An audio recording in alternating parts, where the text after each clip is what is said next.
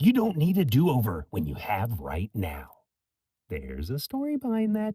This is your daily message from chat number 1067 to upgrade your mental game today by telling yourself a better story. Because the most important story you hear is the story you tell yourself. This message is dedicated to Ellie and Ethan Godby. Here's the upgrade. You may think you blew your chance, but upgraded thinking knows now is always your next chance. Here's the story. At 7 years old during Mumps quarantine, a girl named Dawn received a microscope. She spent hours looking at mealworms under the lens and fell in love with the thing beneath, the order, the pattern, the working of it. Her mother saw it and said, "You're going to be a doctor." As time went on, she married and had 2 kids. The dream of being a doctor was shelved, but she did become a nurse practitioner, the closest thing she could manage. Then divorce, remarriage, and 2 more children. She told herself stories about timing and season and the price of ambition. By 50, she closed the book, told herself the dream is done, I missed my window. Well, decades passed. She was a skilled nurse practitioner. She had grandchildren. She had done good work. Her life was full. Then in 2020, her husband Carl nearly died of a brain hemorrhage. For 48 hours, nobody knew if he'd wake up. When he woke, they sat down and looked at their one remaining life. Carl said he wanted to travel. Dawn, in her late 60s with gray hair and a pension, said, "I want to be a doctor." Not, "I wanted to." Not, "I wish I had." "I want to."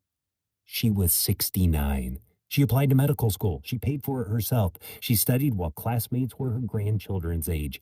Dawn did her clinicals in Chicago, West Virginia, and South Texas, where an attending doctor pulled her aside during rotations and said, "You're too talented for your degree to be a trophy."